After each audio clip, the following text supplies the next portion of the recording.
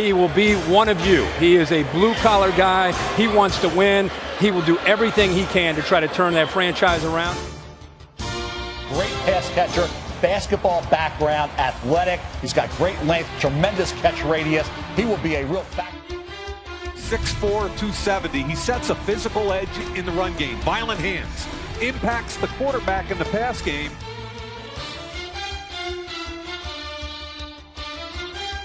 With the first pick in the DML draft, the Houston Texans select the Dynasty Madden League grind in 365. Yo, what's going on, fellas? It's your guy, The Bus, and we're here with the mock draft for the new up-and-coming season of the DML, fellas. I know this is a show you guys have been waiting on, man, so we're going to give you all the picks, all our assumptions of what we think and who we think these teams are going to pick. The order is already set. We can't change that. The only thing that can change is the picks. So, y'all know I normally do the shows with my man Bruce Kuiper, man, but he's not here today. He's on a little date night with his wife. Shout out to him. But, hey, we got my man Ray Mache in the building. What's up, Ray? What's going on, man? What's going on? Glad to be able to hop on the show with you tonight, man. Yeah, man. So, if y'all don't know Ray, a.k.a. Embro, he was the Sticks Super Bowl champ. So, let's give him a hand clap for that. So, hey, man, you supposed to let me give you the hand clap, man. But, yeah, we got Ray stepping in today, man, for my man Bruce. I just want to thank him for stepping in on a short notice. But, hey, Ray, man, let's not, hold up and let's give these cats what they want, man. So, let's dive right on into the picks. And with the first overall pick is the Los Angeles Rams.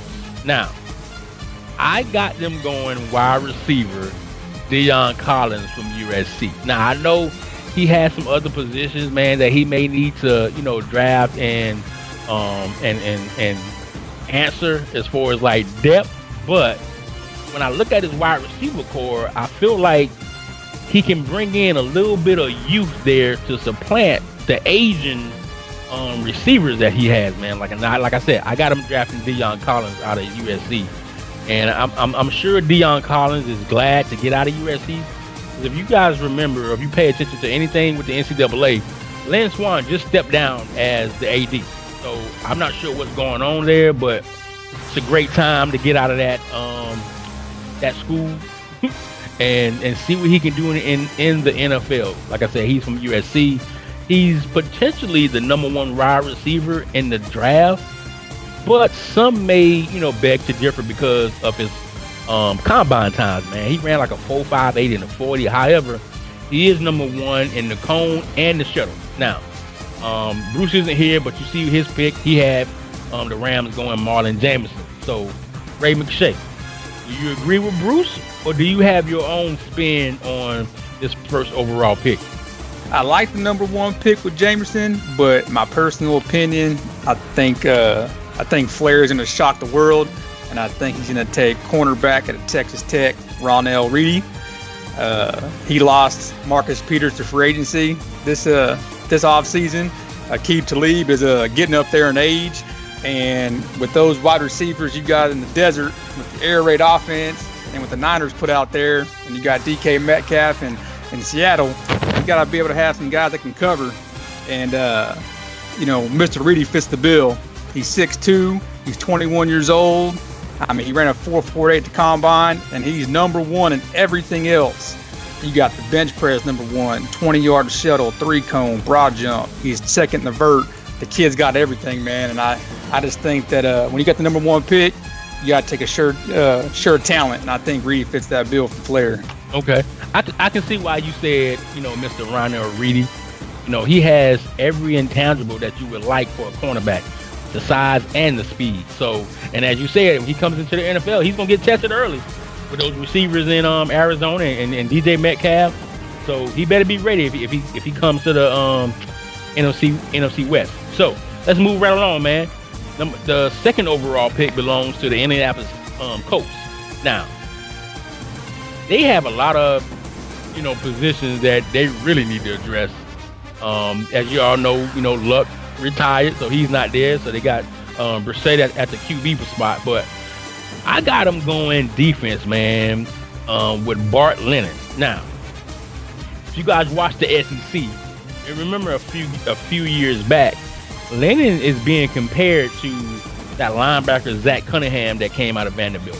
And that's a great comparison because Zach Cunningham, who plays for the Texans right now, he's really balling out, man. So if Bart Lennon can be anything close to Zach Lennon, then if the Colts draft him, they got a superstar.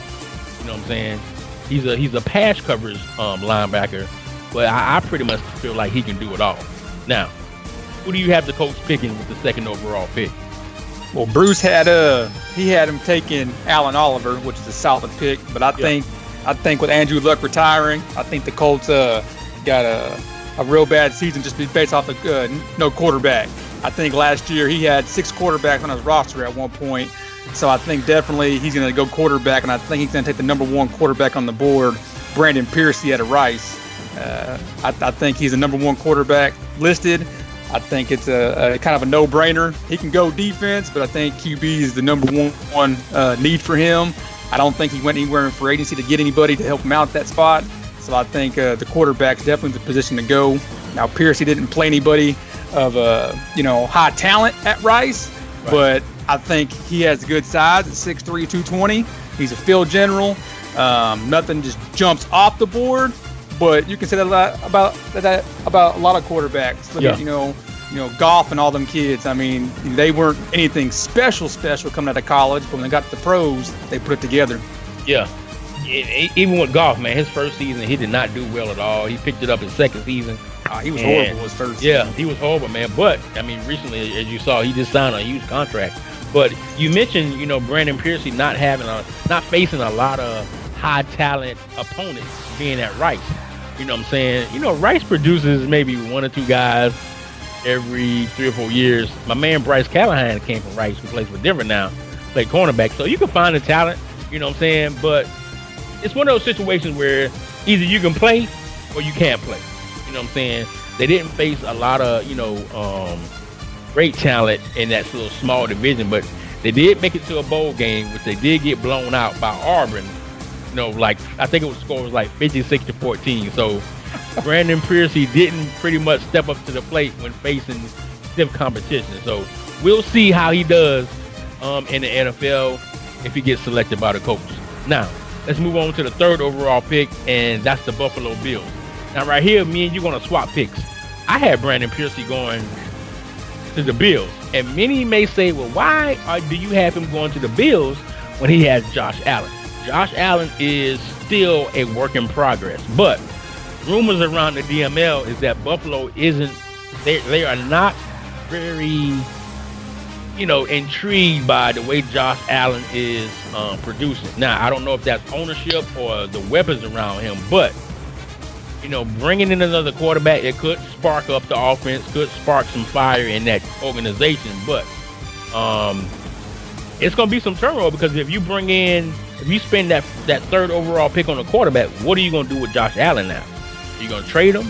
Or are you just, bringing this quarterback in for some trade bait later? Now, who do you have the Bills picking? As you see, Bruce had him picking Nolan Arnold. Now, you see it says cornerback, but he's actually a wide receiver. He changed his position late in his collegiate career, so he went from cornerback to wide receiver. And for him to make that transition and be a top 5 pick possibly at a position where he's just learning how to play, that says a lot. Who do you have the Bills pick? Well, I think your number 1 overall pick, Deion Collins, and I'll slide him at number 3. I don't think quarterback's the issue in Buffalo. I think with Josh Allen still being young, he needed more weapons. If you look at his receiving core, his number 1 receiver was Cole Beasley. When your number 1 receiver is Cole Beasley, I mean, you got problems, man. And Deion Collins fits the bill. I think he's a perfect fit up there. He's got good size. Like you said earlier, his 40-yard dash didn't jump off the tape at you, but everything else was solid. I think Nolan is a good pick right there. There's 3 or 4 good receivers at the top, but I think Deion Collins, being the number 1 overall receiver, I think it's a no-brainer for him to go on offense and help out Josh Allen and he can't trade either. I mean, he's in the bottom 5, so he has to make these picks count, and he can't make any moves. So I don't even know if he can trade Josh Allen, and I'd hate to see him take a quarterback and let Josh Allen walk, knowing he can't move him. So I think receiver's the pick to go. Gotcha. I can see that too, man. I think either way it goes, whether he goes quarterback or whether he goes receiver, I think maybe the safe pick could be receiver. That way, if you don't create turmoil there if you don't need to. And drafting 2 quarterbacks, that may cause some friction between the team and Josh Allen and Brandon Piercy. But hey, we're gonna move on to pick 4, and that's the Titans coming in. That's Solomon Kane. Now, I got the Titans going free safety, Allen Oliver out of Wisconsin. Now, one thing about Wisconsin that we all know, they produce what? Running backs, and they will produce some offensive line. You rarely see that they produce, defensive backs, I would say. And of course, everybody knows J.J. Watt. But for Allen Oliver, man, to come out of Wisconsin and be an All-American, that says a lot for his skills and him being a ball hawk on the field. So I got the Titans taking Allen Oliver with the 4th overall pick. And I really think this guy helps his team possibly, I'm not going to say get out of the top 10, but possibly get out of the top 5. That way he can make some moves. But then when you pick somebody like Oliver, you should start right away. Now he has Kevin Byard there. So I'm thinking Oliver may be moved to the strong safety spot. It just depends on how Oliver can adjust and maybe play in the box. Now, who do you have the Titans pick? Well, I think this is going to be the one that we both agree on, man. I'm 100% sold that number 4. He's going to take Allen Oliver. He's the number 1 safety on the board at 6'3", 205. 22 years old. I mean, if you look at his combine numbers, I mean, he's top 3 in everything except the bench press. The boy can cover. And like you said, Wisconsin isn't known for putting out those DBs, but the statistics he put up this year and the combine numbers, I mean, he blew it open, man. And everyone's looking for that Derwin James type of player. Yeah. At 6'3", 205, I think he fits the bill. And like you said, he's already got Byard back there, and he's got Adoree Jackson. And when you play in a division with Addy, you got to have some DBs that can cover them boys out in Houston. Yeah. So I think when you add a guy like Oliver, you got Byard, Oliver, and Adoree. I think it's a solid trio back there. Right. Yeah, that'll be a great trio right there, man. And as you see, my man Bruce Kuiper had the Titans taking Bart Lennon from Vanderbilt. Let's move right along to pick number 5. We got the New York Giants coming in, and I got them going Frank Curry out of Oregon. Now, this is definitely a position that the Giants need help in. Right now, they traded Odell Beckham last year to the Browns. So I think he's looking to bring in that player who can take Odell's spot. Maybe not act like Odell and be the prima donna that he is. But Frank Curry comes out of Oregon, and I think he'll fit right in with, the Golden Takes and the Sterling Shepherds and the Cody Latimers. But do you see him coming in as a number 1, or do you see him coming in as a number 2 receiver with this current receiving core? Well, I'll tell you what, man, the Giants, they could use a little bit of everything. Yeah. But I agree with your pick in Frank Curry. I think it's the perfect spot for him to go. I mean, being at 6'6", at 227. I know Richie likes to throw the rookie last year, Slayton. And I know he likes him a lot. So when you got a small guy like that, and you can bring in a big guy like Curry, yes, and you got Barkley and you got Ingram, I think it kind of fits his growing offense. And I think definitely with that size, with how many times he'll get to the red zone or close to the red zone with his run game, I think you can't go wrong with the 6'6" receiver. I don't know if he'd be his number 1 because Richie likes to throw to the small guys. Right. As you can tell, every time he has a little small, fast receiver, that dude has like over 100 catches every season. So I don't anticipate him being number 1, but being number 2 to go with that small receiver and Ingram and Barkley and Jones. That's a perfect fit, man. Yeah, I like Frank Curry, man. I like his size. He's 6'6", 227. And if you look at his combine numbers, man, the two things that really stick out to me is his vert jump, which is he was first overall amongst all the receivers, man, with a 40.6 vertical.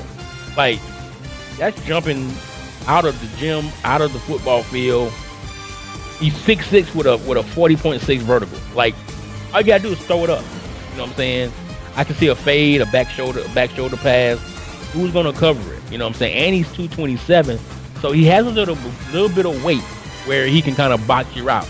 And you know, he played a little basketball at Oregon, man, but you know, he wanted to focus on football, so he didn't, you know, stick with the basketball, as you know, many thought he was way better in basketball than he was football. But he reminds me a lot of Calvin Johnson outside the speed factor.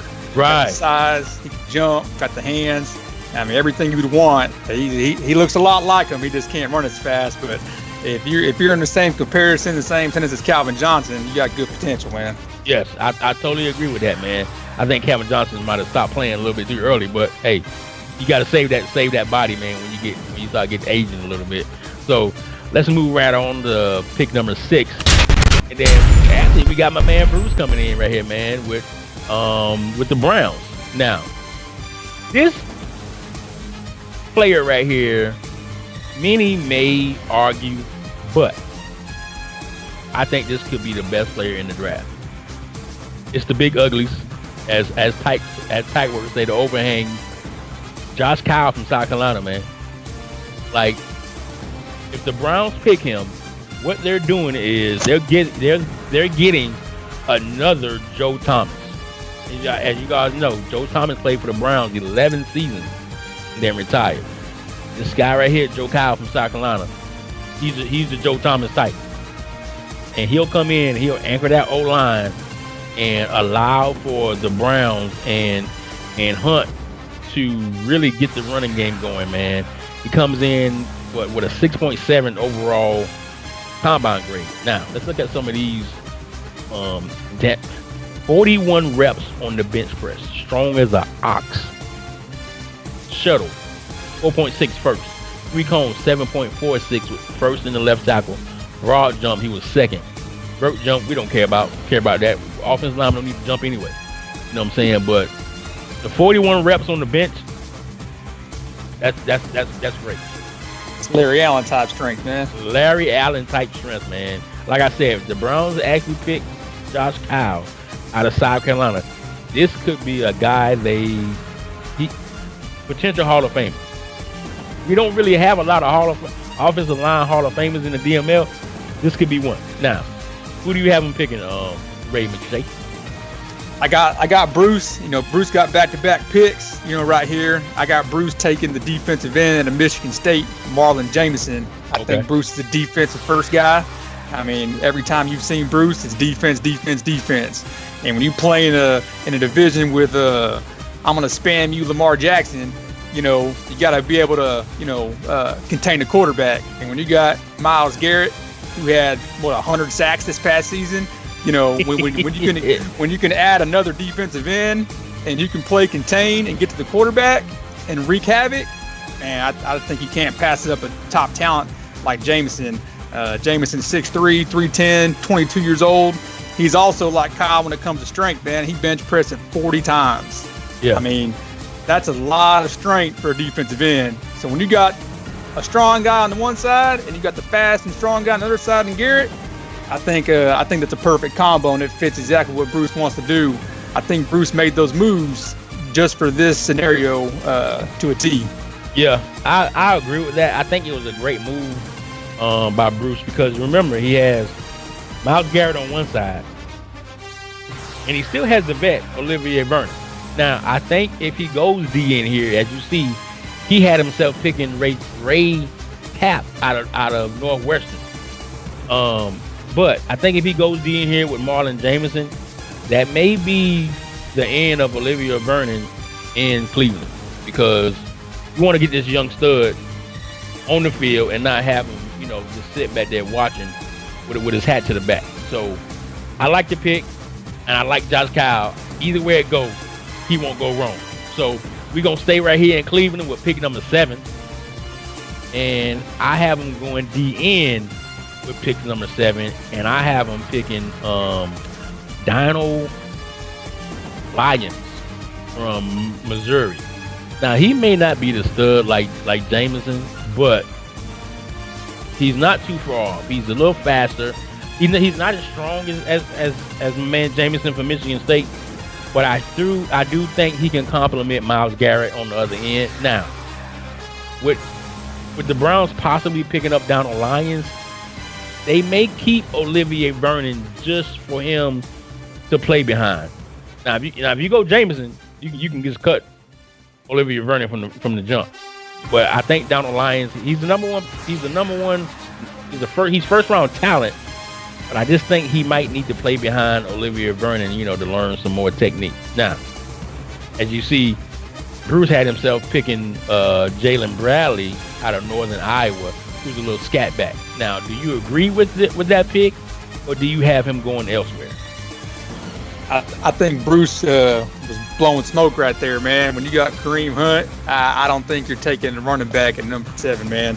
I think he's going to take my draft crush in this whole entire draft, man. The guy you just bragged about, Josh Kyle. I think, you couldn't say it better. Hall of Fame potential. This kid 6'7", 307. He's 21 years old, and he blows you out the water with every blocking attribute you'd want. 41 reps, the whole 9 yards, man. The kid's just a baller at left tackle. Now, you see a lot of people in the DML are looking for O-linemen. So when you have a chance to go get the best one, that this kid is the best one, on top of you taking the best defensive end the pick before, Bruce is an up-front boy, man. He likes the O-line, likes the D-line. And I think it's a no-brainer for him to spend both those picks back-to-back on his, 2 primetime positions. Yeah. But the left tackle or the DN, they will pretty much anchor the offensive line and the defensive line. So we're going to stay in that same division, man, the AFC North, and we're going to move one spot down to the 8th pick with the Pittsburgh Steelers. Now, I got the Steelers picking a guy that you mentioned earlier in our mock draft, Ronald Reedy from Texas Tech. Now, let me tell you why. We all know the Steelers like speed. He likes speed on offense. He likes speed on defense. Now, last year, the Steelers drafted Bush, who's that middle linebacker. So, middle linebacker is not a spot that they need to address. But, as you all know, Bush can go from sideline to sideline with that 93 speed. Yes, he has 93 speed, if you didn't know. But Ronald Reedy will come in for the Steelers and start. Right now, he has Mike Hilton, he has Stevie Nelson, he has Artur Burns. So if it was me, I think Ronald Reedy can outplay every person at this cornerback position to solidify him being a shutdown corner. Now, he's facing the Browns, who has Odell. Now, do you line him up against Odell and let him shadow him, or is he shadowing somebody else? What do you think, and what pick do you have here at 8? If Reedy fell from my number 1 pick to number 8, then yeah, I think he would go Reedy. If he were to draft Reedy at number 8, then yeah, you start him, man. You put him out there. You got guys like A.J. Green and OBJ and them out there. Let the young man go ball. I don't think Reedy's going to go that far. I personally think that the OG is going to take the safety at USC, Von Snow. He's 6'2", 218. He's the number 1 safety on the board. He's actually faster than Reedy. So I personally think with his coverage abilities, with the speed and everything else he has, he could possibly move him from safety to corner because he is a hybrid safety. So I think it gives him a little flexibility in case Reedy doesn't fall for him to put Snow at either one of those positions. OG's going to go look at all the fast players, and the DBs come first. So when he's scouting guys, he's looking, number 1 40 time. All right, he's number 1 on my board. So I think Snow, if he's there, I think he takes the USC Trojan, man. Gotcha. That would definitely be a great pick for the Steelers, man. Either way it go, if he goes Ronald Reedy or Snow, they're both fast. They both will come in and start, and they both will solidify their name and their potential Hall of Fame jacket if they last that long. Now let's move on to pick number 8, and we got the Panthers coming in. I'm sorry, pick number 9, and we got the Panthers coming in. Now, me and Bruce both agreed on this pick, and we had them selecting strong safety Von Snow. And you just mentioned every intangible about him, of how good he is, how fast he is. He can come down and hit. He can play free safety or strong safety. Now, I got the Panthers selecting Von Snow because of this. If you look at the free safety spot, they have Trey Boston there. He's a little up in age, so I feel like you need to get some youth in there to try to replace those old guys. Now, he could go elsewhere and use Reed at strong safety and keep Boston at free safety, but he's at pick 9. Who's to say he'll be this high again to grab a guy like Von Snow? So I think, as we mentioned about Josh Cobb, you got a guy like that on the board, you can't pass him up no matter what position you need. So as the Panthers, you got to go Von Snow here. Now, you see me and Bruce agree with Von Snow. What do you think, Ray? Man, Hamilton, he shouldn't be up here at number 9, man. Cam Newton got hurt. I think he kind of hurt his season. I think Von Snow will actually go the pick before, but I do agree that Hamilton will go at safety, but I believe it's going to be the safety out of Washington State, Denard Boss. He's very similar to Von Snow. He's 6'1", 209. He's 21 years old. And if you look at his combine numbers, he's second, first, third. I mean, he's got elite athletic ability. Like he said, Boston's up there in age. Eric Reed's up there in age. He made some good trades in the offseason to land a couple defensive players up front. His linebackers are, OP, as we all know, but he needs help in the backfield. And I definitely think safety is the spot he's going to go if that player is available to him. I think that's a great pick for the Panthers, man, to get some help in that defensive backfield. So the last and final pick of the top 10, that belongs to the Denver Broncos, man. And I know you see a name on there that looks familiar. That's not the Michael Vick that you guys know from Atlanta. That's Michael Vick from Georgia Southern. Or is that Georgia State? But Georgia Southern. He's just as fast as Michael Vick, though. That's the thing. So when you got a guy like that with that speed and that capability, and those capabilities that can go from sideline to sideline, he can pretty much cover the entire field. He's a field general. You know what I'm saying? He comes in with a 40 time of 4.64, which was second as far as in regards to middle linebackers. He's pretty strong too. Came in with 23 reps. So I like Michael Vick. I would like to see him team up with Bradley Chubb and Von Miller. And he's going to start right away. Because when you look at the positions or the players that the Broncos have in that position right now, none of them pretty much stand out to me. I mean, they're all just fill-in players, man, trying to, make it work until this draft. So Michael Vick will come in right away, start for the Broncos, and learn from two of the best in Bradley Chubb and my man Von Miller. So I got the Broncos taking Michael Vick. As you see, my man Bruce had the Broncos taking Donald Lyons out of Missouri. Now, I don't know who you have the Broncos picking, Ray McShay, but explain to these people, man, who you feel like the Broncos should take at number 10. And speaking of Michael Vick, tell you what, Darkness would love to have the quarterback Michael Vick on the board right now because he's struggling at quarterback right now in Denver. But I agree with you, man. I think middle linebacker is the key need for him. I think Michael Vick's the top middle linebacker on the board. I mean, you've already, given a great analysis of all the intangibles and the combine numbers he has. But his middle linebackers are not that good. I mean, no, not at all. If you watched him play, he was getting gashed in the run game all season long. And you could have Bradley Chubb and Von Miller, but you need someone in the middle. So if you can stick him in the middle of that defense, and Darkness surprised some people this past season, but he needs some more players. That team has a lot of holes, but when you're picking top 10 like that and the best linebackers on the board, I think it's a no-brainer to put right there in the middle of that field and help anchor that defense for most of the cycle. So I'd have to agree, man. I think the Georgia Southern kid's going to end up in the mile high and going to Denver. Yeah. I like this pick, man. I think Michael Vick for the Broncos is a pick where you can't go wrong. Like as you mentioned, he's going to come in and he's going to pretty much set the tone for that defense.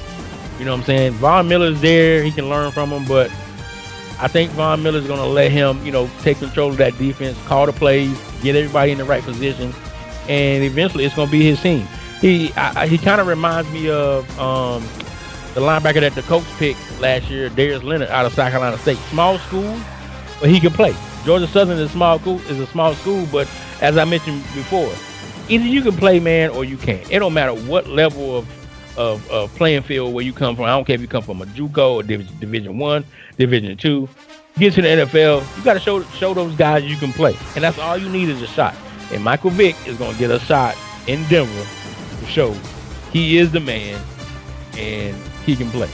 So there was also some rumors early in the offseason that Darkness and HBO were talking about a Bradley Chubb and Hollywood Brown swap. So depending on who's at this pick, you might see that trade come through. So he might be picking a linebacker regardless, just to possibly make that move. We all know that HBO likes to give away good players, so I wouldn't be shocked to see a trade come off on draft day if Michael Vick falls to him at 10. Right. I wouldn't be surprised if that Ravens organization knocks on the Denver Broncos door and be like, hey, you got this linebacker, man. How about go ahead and send me Chubb? But, hey, man, as you see, that was picks 1 through 10, our mock draft, and what we think and who we think these teams will pick. So, hey, man, I know the DML is waiting for these advances, but our draft is Saturday, October 12th at 1 o'clock, and it goes down. This is when you're going to see people make good picks, or they're gonna make bad picks. You're going to see some reaches, and you're going to see some people make solid picks that will help their team. So, I want to thank Ray McShay for jumping on for me, man, in place of Mr. Bruce Kuiper. So, until the next mock draft, thank you. We out.